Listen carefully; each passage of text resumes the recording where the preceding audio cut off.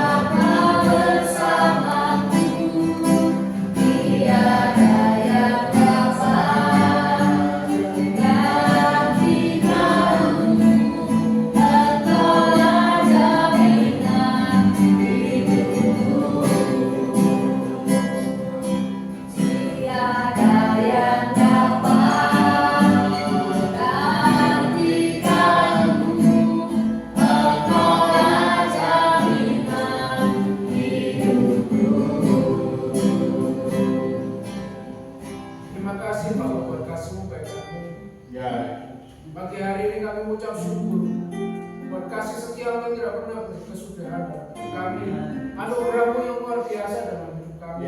Kami bersyukur Tuhan buat hari ini, hari yang spesial ini. 80 tahun kami sudah merdeka di bumi Indonesia ini. Kami yakin dan percaya penyertaan akan selalu dalam kehidupan kami, selalu dalam bangsa kami, menyertai setiap pemimpin kami. Terima kasih Bapak, terima kasih Tuhan, terima kasih. Saatnya kami ingin Tuhan untuk mendengarkan sebagian dari firman-Mu.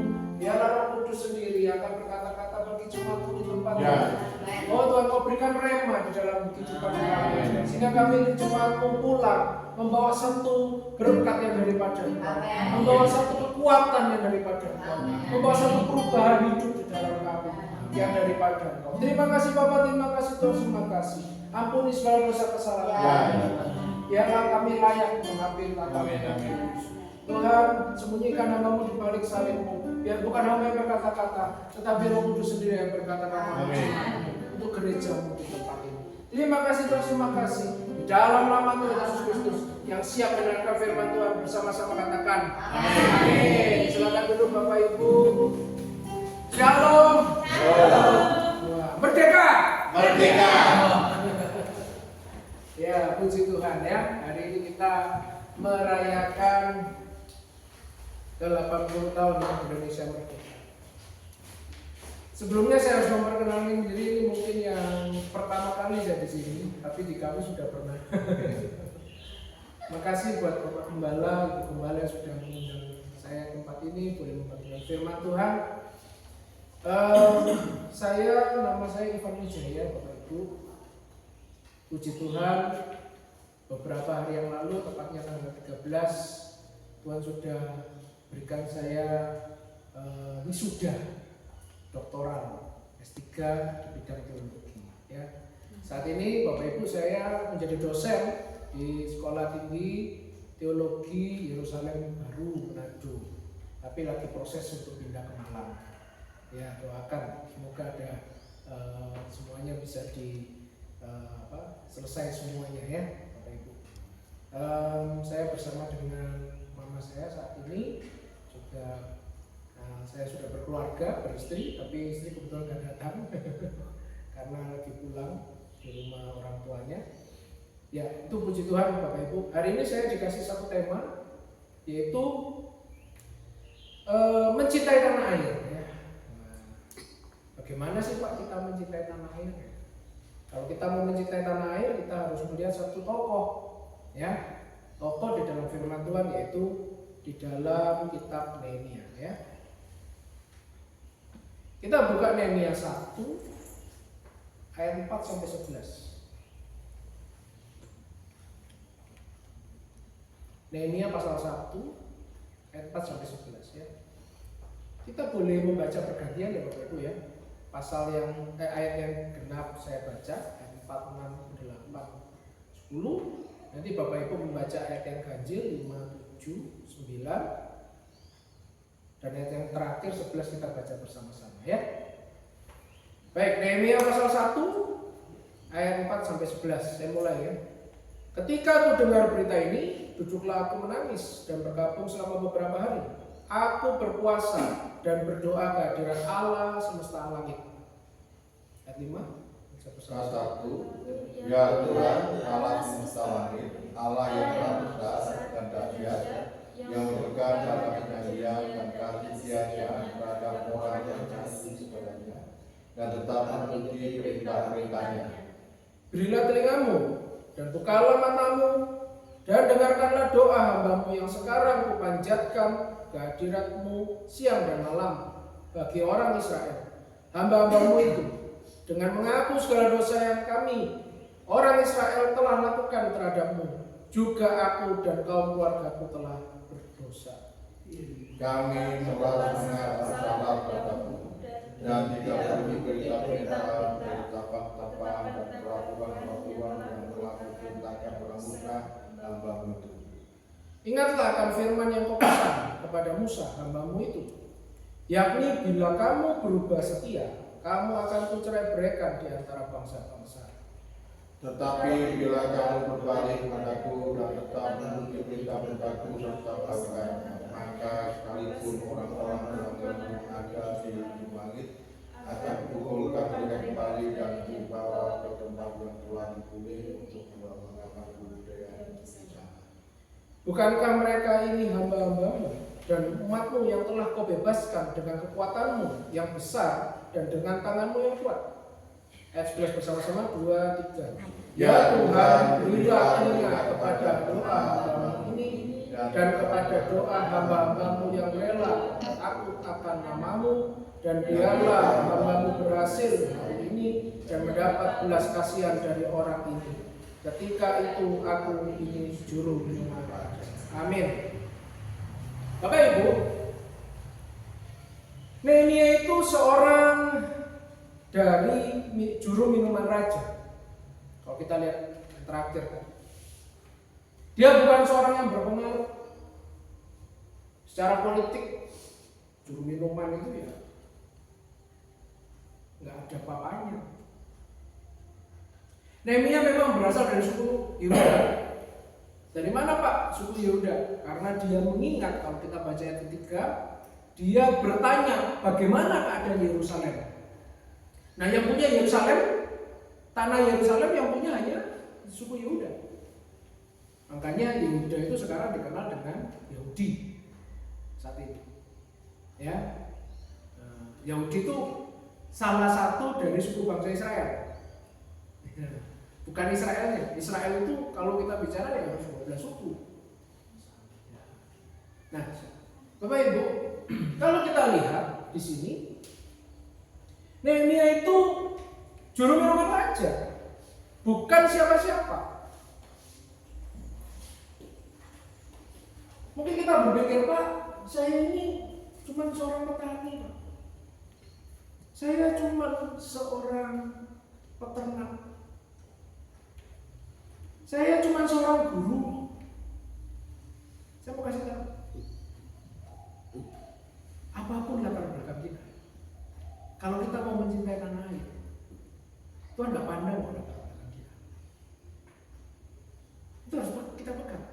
Asal kita mau untuk melepas zona nyaman kita. Nehemia bisa saja tidak berpikir tentang Yerusalem, bisa, betul kan? Nehemia kalau mau bodo amat lah dengan Yerusalem, bisa. Nehemia kalau mau, dia mending berada di istana raja, menjadi juru minuman raja sampai matinya, betul? Bisa saja. Tapi apa yang dilakukan Nehemia? Dia mau mencintai tanah air. Dia mau membangun tembok Yerusalem. Kalau kita lihat bagaimana selesai dari pembuangan orang-orang Israel dikembalikan, itu semua pertama kali dimulai dari Nehemia. Ya, memang nanti ada Esra, tapi saya bicara hari ini tentang Nehemia. Pak, tapi saya tidak punya kemampuan. Nanti kita akan belajar bagaimana cara Nehemia untuk mencintai tanah air. Kalau kita lihat ayat yang keempat, Bapak Ibu, ketika aku dengar berita ini, berita apa? Berita tentang Yerusalem. Kalau kita baca ayat yang ketiga sebelumnya bicara tentang Yerusalem.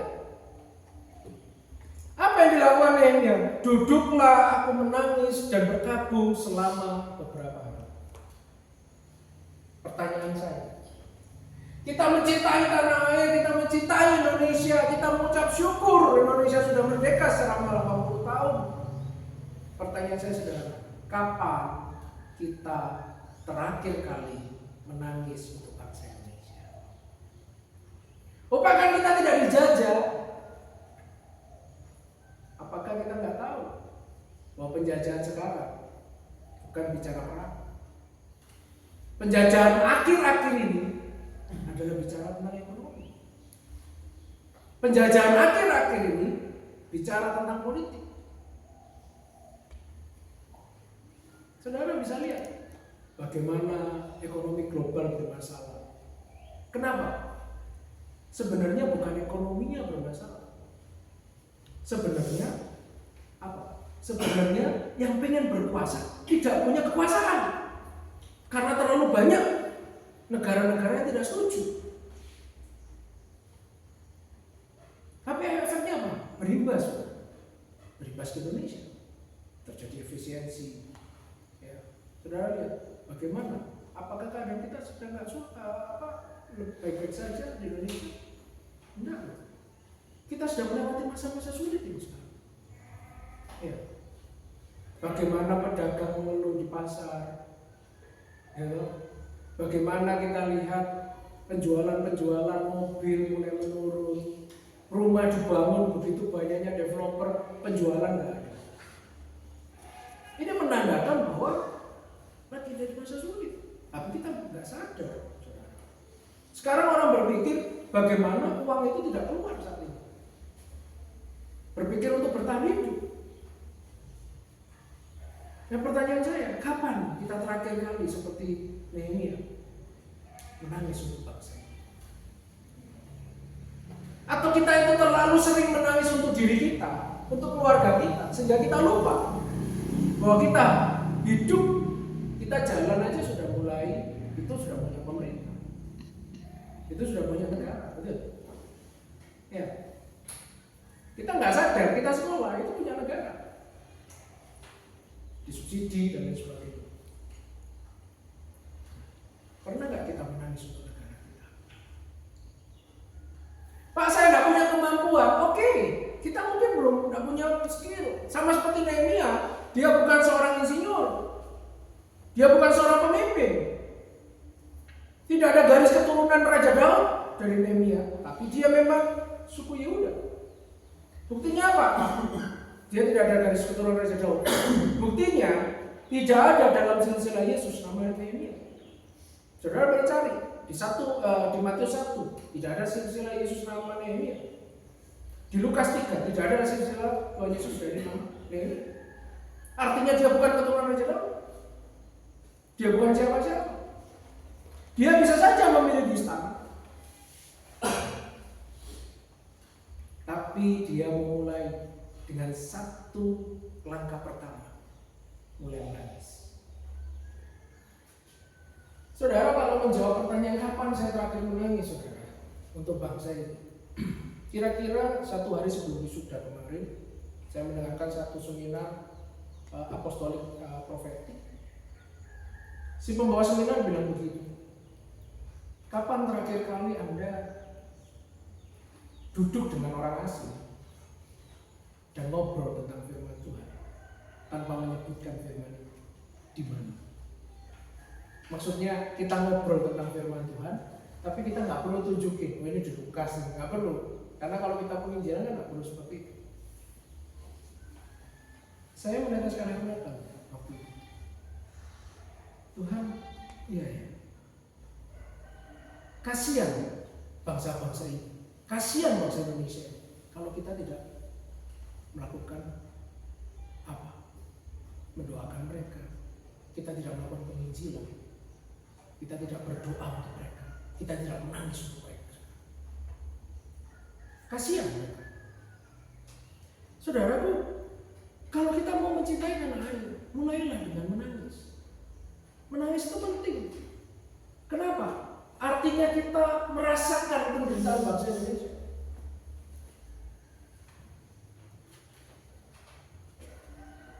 Saudara lihat banyak orang ya sekarang hari-hari ini hidupnya kesusahan. Berapa banyak PHK. Tapi kalau kita masih bisa hidup, kita masih diberi kemurahan Tuhan, anugerah Tuhan. Ayo kita menangis untuk mereka.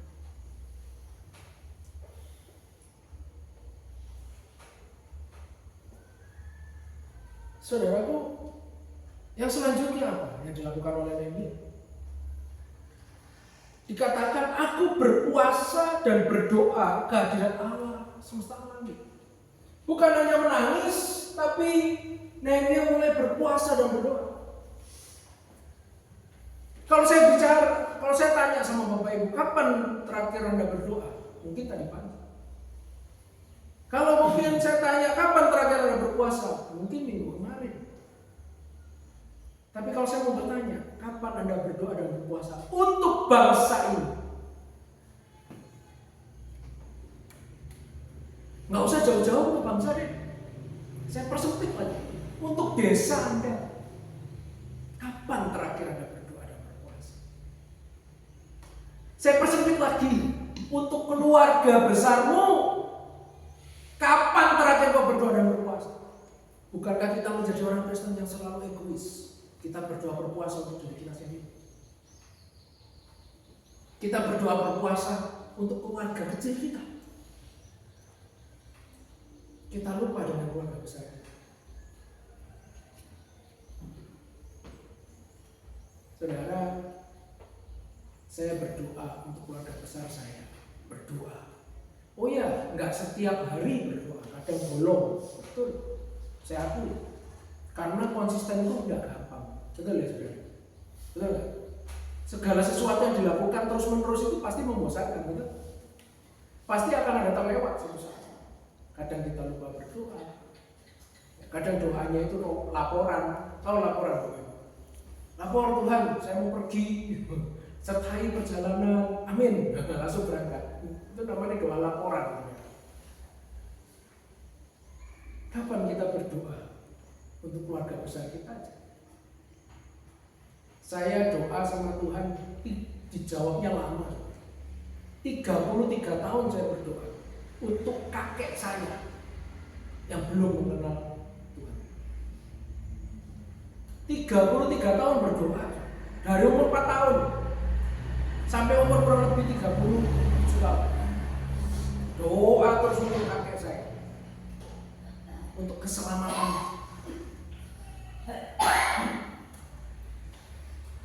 Tapi di akhir masa hidupnya dia mengenal Tuhan. Amin. Setiap hari kalau ketemu sama dia selalu yang dijaga itu pendeta. Pendeta A, pendeta B, pendeta C, wes kabeh pendeta kalau sih bener saudara. Itu dari saya SMA. Dia sudah cerita seperti itu. Ketika saya jadi masuk teologi, saya bilang saya pendeta, tetap menjelekkan terus.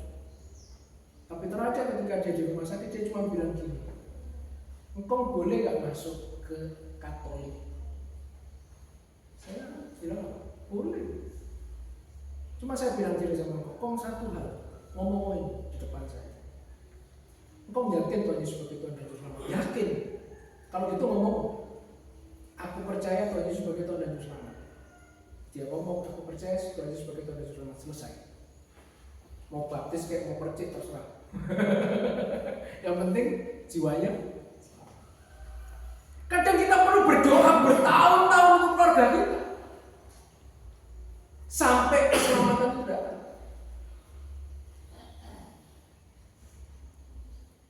Nehemia melakukan doa dan puasa untuk orang lain.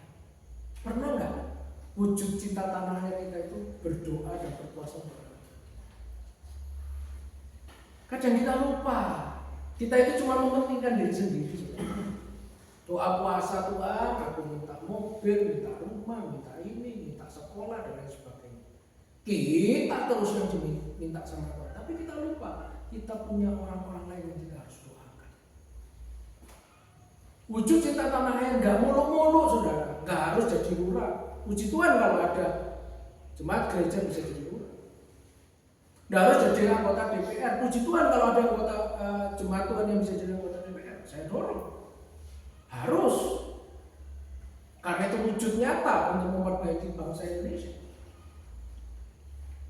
Tapi bagi kita yang tidak punya kekuatan, seperti Nehemia, apa yang dilakukan? Doa puasa. Waktu saya remaja dulu, kaum muda, saya memimpin kurang lebih 20-25 anak kaum muda di Tomohon. Tomohon itu kota kecil, lebih kecil dari Blitar, lebih kecil dari Malang. Ya. Penduduknya aja kurang lebih cuma 200 ribuan. Berarti separuhnya kota Malang, nggak sampai separuh. Di sana mayoritas Kristen. Kita pernah melakukan doa dan puasa waktu itu, ya saudara. Terus kita sambung dengan doa semalam suntuk. Anak muda 20-25. Ketika kita berdoa dan berpuasa, Tuhan, kita berdoa untuk kota ini. Cuman kota saja. Saudara tahu, 1 tahun dari 20-25 jemaat jadi 125 orang. 125 pemuda. Kok bisa Pak? Karena saat kita berdoa dan berpuasa, kita yakin Tuhan pasti bekerja, betul? Apa saja yang kita minta sesuai dengan kehendaknya pasti dikabulkan, pasti. Tapi kapan terakhir kali kita berdoa berpuasa kan begitu? Bukan untuk diri kita, tapi untuk keluarga besar kita, untuk desa kita, untuk kelurahan kita, untuk kecamatan kita. Nah ini kita harus renungkan. Kalau kita saya mau cerita tanah air, mulai dari doa. Gampang.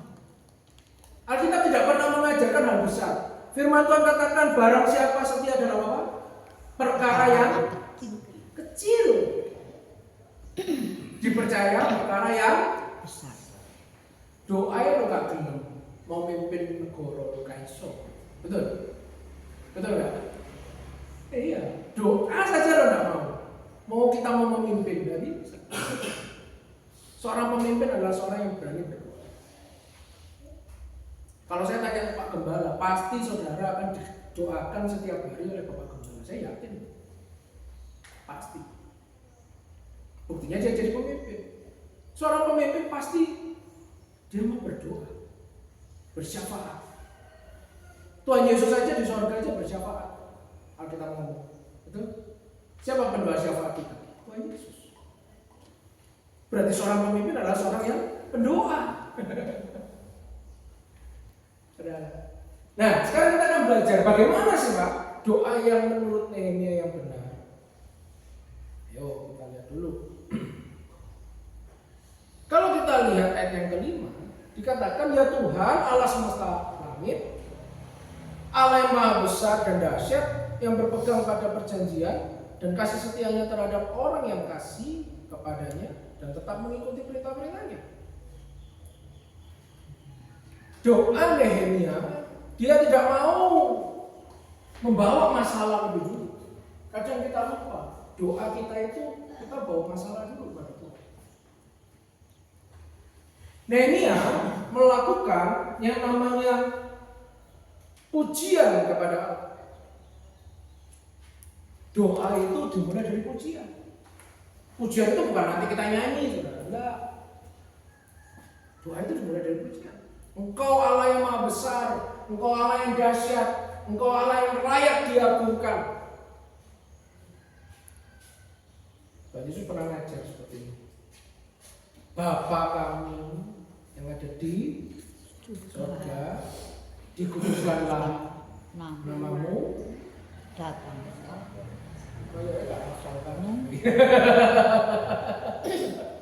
datanglah kerajaanmu, jadilah kehendakmu di bumi seperti di surga. itu.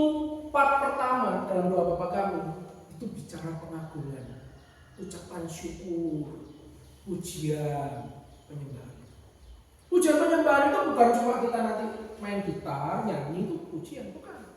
Di dalam doa mulai pertama pujian. Ada opung Batak, opung dari Batak. Biasanya kalau di gereja-gereja Kristen Protestan itu kan doa Bapa kami itu dilafalkan, jadi pemimpinnya doa diikuti jemaat. Jadi biasanya kan Bapa kami di surga, jemaat itu Bapa kami di surga, dikuduskanlah namamu. Nah karena opung tua, udah tua, dia akhirnya saudara ambil kertas, dia tulis di kertas itu. Karena dia lupa, dia tulis. Opung nggak sadar, dia kasih masuk di kantong. Karena pendeta khotbah lama, terus udah siang, sehingga keringatan. Ya. Opung ambil tuh, mau ambil tisu, salah ambil kertas. Ya lap di ringan. Tiba jamnya, disuruh doa, dia pergi ke atas mimbar, dia baca, dia buka, dia baca. Bapa kami yang di surga, oh jemaat itu, Bapa kami yang di surga, dikuduskanlah namamu, jemaat itu, dikuduskanlah namamu. Datanglah, nah ini sudah mulai aku baca. Datanglah, datanglah ke mana ini? Pendeta bilang, datanglah ke ada kerajaan opung. Betul itu Pak Pendeta, datanglah ke kerajaan. Jadilah, nah baca lagi saya. Jadilah, jadilah apa pula ini? Pendeta bilang, jadilah kehendakmu. Hafal enggak saudara doa Bapak kami? Kalau enggak kita tes di depan nanti ya Pak. Bapak kami yang di sana. Kita satu-satu. Jangan lupa ya saudara. Nehemia dia berdoa pada Allah yang perkasa. Dia katakan, Engkau Allah Maha Besar dan perkasa. Dia melakukan pujian. Pujian Nehemia penting dalam doa. Ayo kita memuji ketika doa. Jangan kita datang tiba-tiba langsung, Tuhan aku mau minta ini. Tidak gitu. Doa yang benar adalah doa yang memuji Tuhan di permulaan. Lalu apa yang dilakukan oleh Nehemia? Nehemia ayat yang selanjutnya, ayat yang ke-6 dikatakan, berilah telingamu dan bukalah matamu dan dengarkanlah doa hambamu yang sekarang kupanjatkan hadiratmu siang dan malam. Yang seterusnya. Saudara akan lihat Nehemia tidak mau menyalahkan orang lain. Nehemia datang kepada Tuhan. Dia tidak mau menyalahkan orang lain, tapi merendahkan diri. Bedakan rendah diri dengan merendahkan diri. Rendah diri itu sifat jelek. Orang yang rendah diri itu jelek, karena itu sifat. Tapi kalau merendahkan diri itu kata kerja.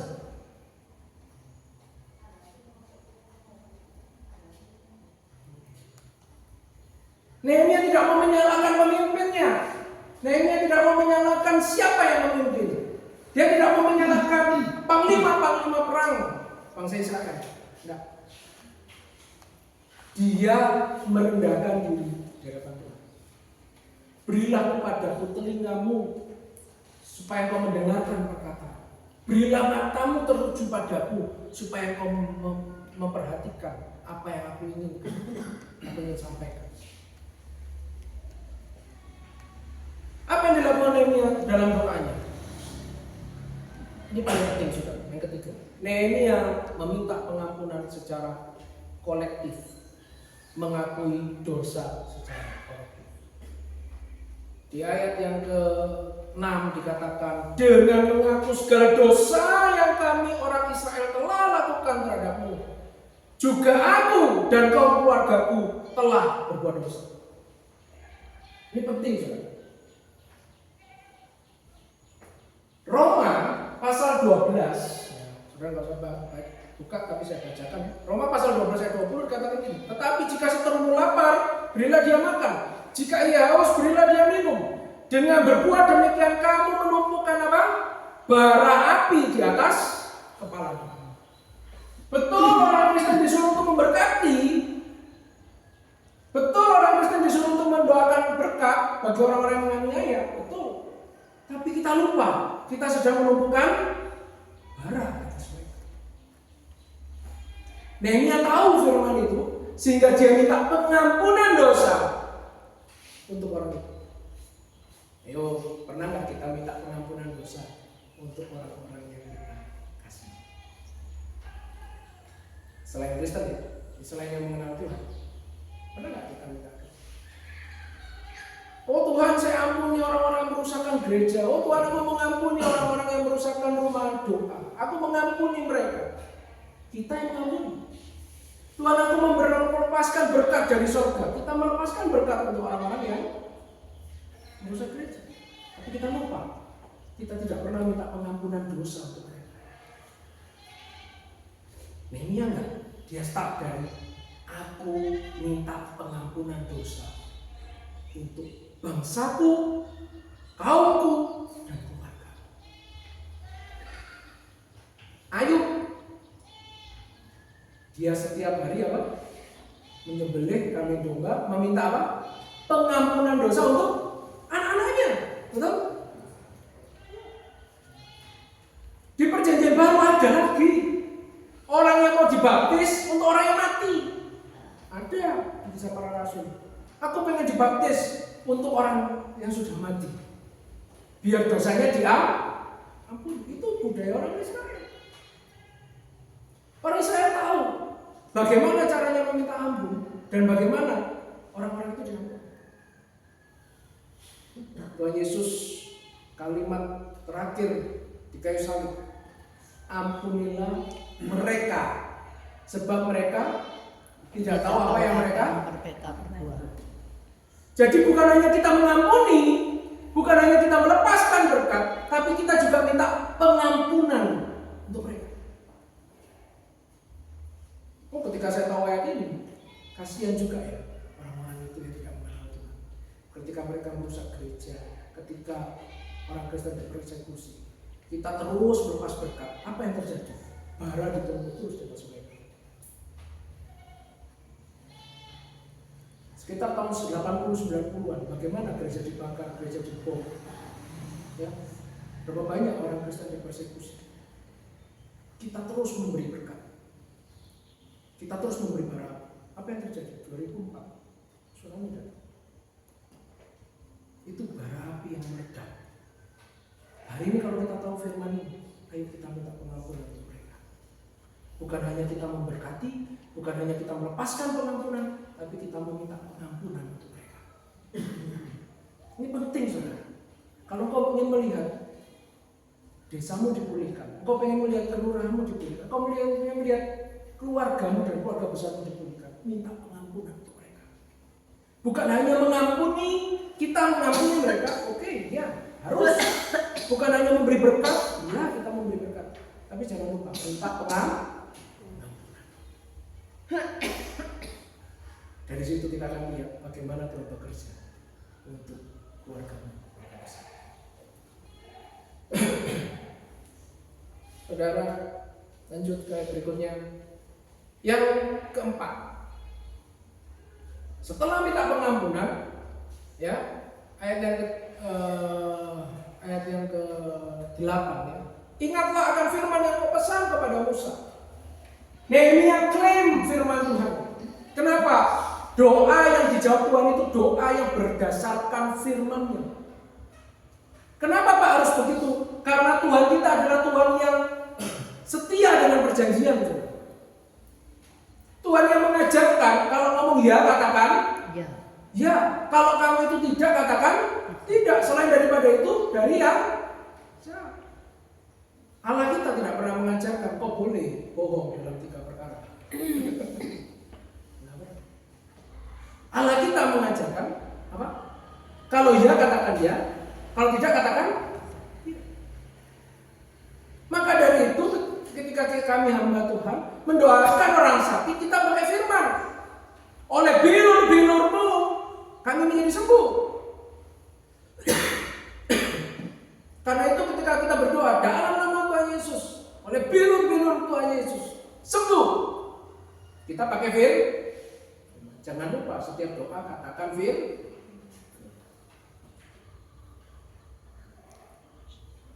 Firman itu penting, saudara. Maka dari itu bacalah firman Tuhan. Satu ayat saudara baca satu hari, saudara akan menyelesaikan ayat Alkitab itu berapa tahun? 100 tahun, saudara. Kenapa? Karena ayat firman Tuhan itu 32.000. Kalau satu ayat satu hari itu 100 tahun baru selesai. Bukan 10 tahun. Kalau 10 baru 3.000. Ini 100 tahun. Baca firman Tuhan. Karena firman itu mengandung janji. Ya. Yang terakhir, Nehemia melangkah.